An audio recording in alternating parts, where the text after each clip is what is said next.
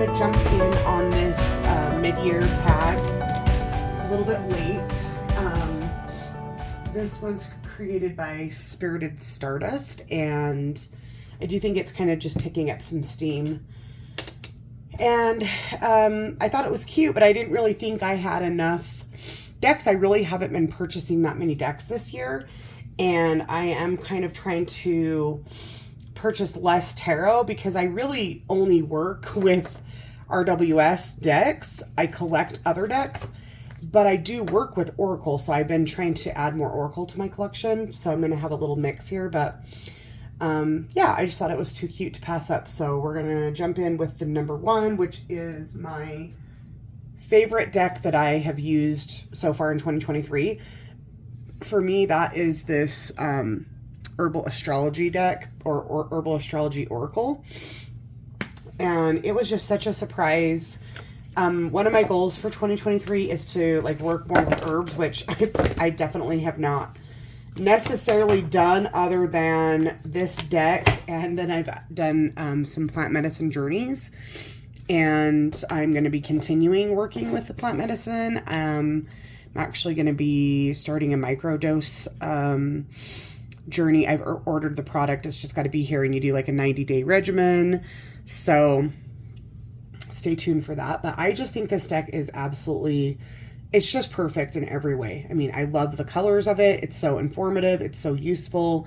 So I do have a full walkthrough of this that you can go check out if you've not seen it before. But I love it. Gives you the herb. It gives you the planetary associations for that herb. It gives you a keyword. And then the guidebook is like everything. So Kava Kava, which I have been working with Kava Kava this year as well. I have cut down significantly on drinking alcohol, and Kava Kava is a really great substitute for that. It kind of helps you lower your inhibitions, makes you really comfortable in case you have like I didn't realize for the longest time that I'm just really a social drinker because of my social anxiety. You would think I would have put two and two together before now, but anyway, Kava Kava can be great. It's legal. You can purchase it on Amazon. I just purchased some little drops, and it's also really great for anxiety. But mugwort, lion's mane, I've been working with milk thistle for my liver. I've been working with lavender, one of my favorite herbs. So even though I haven't maybe done as much study as I would have wanted to, I am incorporating plant medicine and herbs into my, regime, very much so. So comfrey, poppy, mandrake, so cute. St. John's wort, amazing for depression. Rue. So anyway, I love this deck, everything about it. So this would be my favorite deck of 2023 so far. Herbal Astrology. Okay, next is a new deck that has come into my collection this year. That's going to be the Zodiac Tarot. This is by US Games, I think. Let's see. Yeah, US Games. I'm loving some of their decks this year. Like, a lot of them are the black cardstock instead of white. It's got a great guidebook. It's got 2 boxes. I think the packaging's a little much because you've got this tuck box, which I don't love a tuck box, but I don't see the point of putting it in a tuck box and then putting it in another box like this. I just think that's kind of a waste. It looks really nice, but it's like, do we really need all that? Probably not. So a lot of times with tarot, especially like mass market decks, the only cards that will end up having the associations and the decans listed on the card are Thoth based. So it's nice to have like a RWS that still has that. I love the black cardstock. I just think it's very well done. Got so many reverse cards here.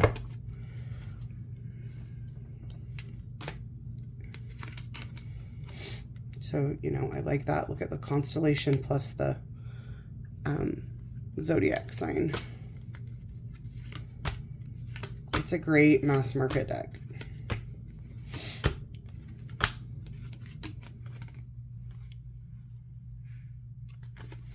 So that that is a new deck. I do like it. It was kind of hard for me. I maybe could have picked this for my favorite deck of the year as well, but I'd say this is my favorite tarot of the year, and the Herbal Astrology is my favorite Oracle deck of the year. Okay, number 3. Most anticipated deck. I don't think I was really anticipating anything this year. There's a couple Kickstarters I'm still anticipating. One that I got that I was disappointed in. I could use that as the deck that I was the most disappointed in, but I'm so disappointed. I don't even like to give it any, I don't like, it's like Voldemort. I don't like to speak its name. And if you know, you know. That's not so much the deck I'm disappointed in, but the deck creator. So, but anyway, I haven't really anticipated anything. I have another Kickstarter I'm still waiting on. So that's also an anticipation and a disappointment at the same time. It's been over 2 years. I could kind of understand the delays during COVID, but I just think now it's kind of getting ridiculous. So there's my rant on that. So number 4, biggest disappointment. So again, I could have chosen 2 of the Kickstarters, but I'm not going to. I'm going to go with this one, and it's not the deck's fault. It's called the Lion Gateway Tarot. And I purchased it to work with the Lion's Gate. And I mean, it's probably my bad for not doing my due diligence, but aside from that image right there, there really isn't any Lion's Gate energy here. I think the author was what she challenged. I can't talk. She channeled this during a Lion's Gate of like yesteryear. The deck's still great, and I need to just give it more credit. At the back of it, it's Gold Guild. It's an indie deck. But I just wanted more of that, like, Lyran, Sirius, Dogstar, Lionsgate, Lion, Leo, you know what I mean? Because of its name. But other than that, I mean, the cardstock's dreamy. That's pretty nice. You know, but the strength card is always going to have that vibe. I should probably do a full walkthrough of this, because I actually, now that it's been a while and I'm over it, and I kind of again realize like I'm the reason that I'm disappointed in this deck, and I think it's important that we do that instead of always putting the blame on the creator. Like, I could have done more due diligence and figured out that this was only in name Lionsgate and not really so much in energy, right? So it's still an amazing deck. I just need to look at it in a new light and for what it is and not what I wanted it to be, you know? So yeah, it's officially going down as my disappointment, but it's really not disappointing, if that makes sense. Okay. Number 5, my biggest surprise. I had a lot of surprises, and I could have chosen a couple, but I'm going to go with this one, which is from a member of my Oracle Obsessed group, and she has created this Crystal Caves deck, and it's just Mia. I don't know if I'm able to pronounce her last name. It's Illuzia. Mia Yuza. I think the L's are silent, but anyway, she gifted me this Crystal Caves deck, and even though I'm not the biggest fan of AI, I really did like this. Here's the little guidebook. Again, I did do a full walkthrough of this, so you can go find that. I'll try to link it. And there's the back of the cards. It's a nice little pocket-sized deck. It's linen cardstock.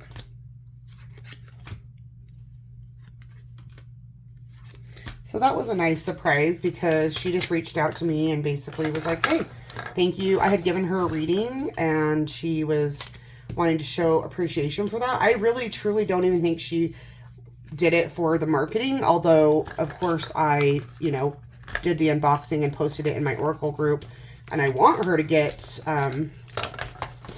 some business for it, but she did not have any ulterior motives. The box is kind of wonky. She didn't have any ulterior motives by gifting it to me. which I do get a lot of deck creators that expect a lot of free advertising from me because I own an Oracle group. The biggest Oracle group online that I'm aware of. There's some other bigger tarot groups, but I don't think there's any bigger Oracle groups. So anyway, that was a great surprise. Thank you so much for that. Next is Deck Crush. So I had been crushing on the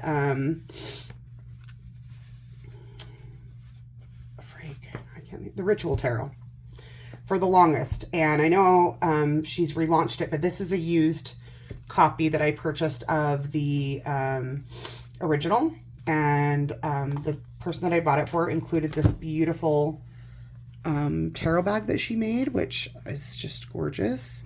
And then it also had this, it might be the bag that it came with. I don't know if did Tira May send out bags with the first ones? Again, because I bought it used, I'm not really sure. So I had been crushing on this for a while, and I seen it for a good price used, and I went ahead and grabbed it. So still crushing on this deck, and it's just kind of like a deck that you just have to like sit with. It's just, there's so much going on, and I'm not usually the biggest fan of collage decks, but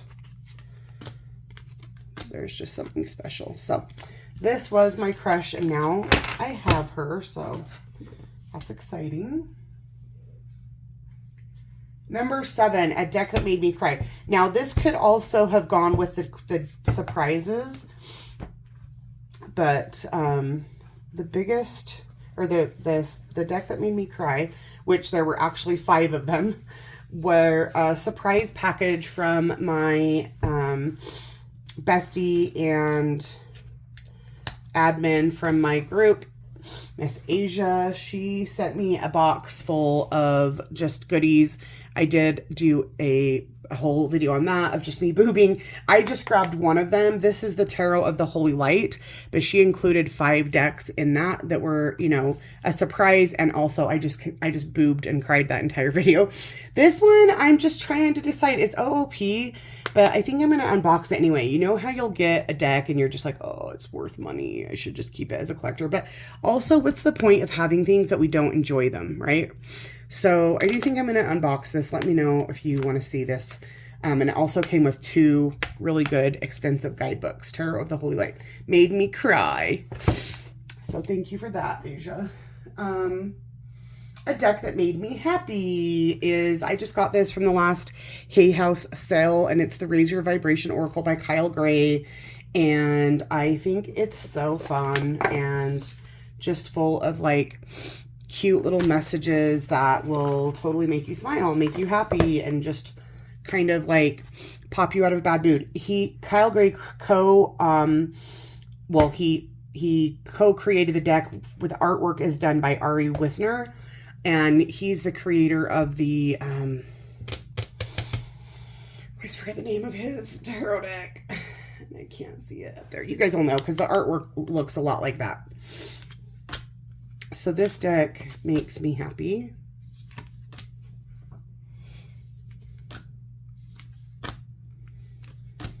And it smells like, literally smells like almond oil. Like, I don't know if that was on purpose. I've never had a deck smell good. And I am actually super, super sensitive to smell. And I almost always think that fragrance stinks and it makes me have headaches. This deck smells delicious. It smells like sweet almond oil. So, don't know if that is just some happy accident for my deck or if that was like part of the intention, and maybe that's part of what makes me happy. But it literally smells delicious. So that's my happy deck. And what's next? Most beautiful deck of the year. And again, this deck, I'm pretty sure it came out last year, but I didn't pick it up till this year. Pretty sure. You know, and that was the other thing I'm looking at. Like, did I get this in like December? I feel like I got an influx of new decks from like November to December, and then I've kind of cut back. But I think this might have been January, February that I got this. But the Slavic Legends Tarot, by far, not only the most beautiful deck this year, but maybe the most beautiful deck that I own. It is stunning. Like, just absolutely gorgeous.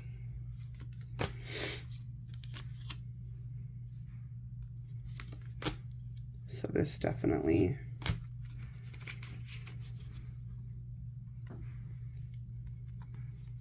And I believe this is my first Taroteka Studios deck. I don't have the Dark Mansion.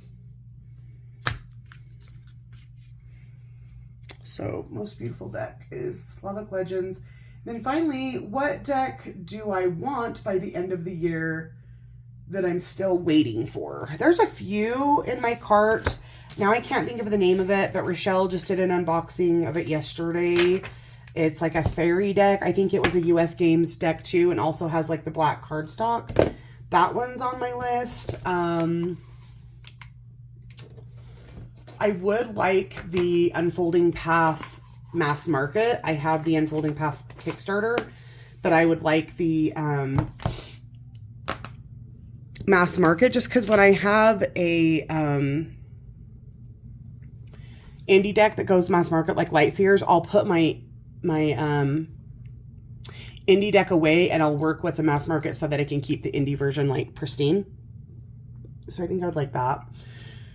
I would like the Real Sky astrology deck by Julie Kusha-Watts. I have the workbook, but I don't have the deck yet. Is that what the name of it is? Let's see.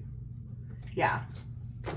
The Real Sky Astrology Tarot. And it's a pricey deck because it's from, what's that printer called?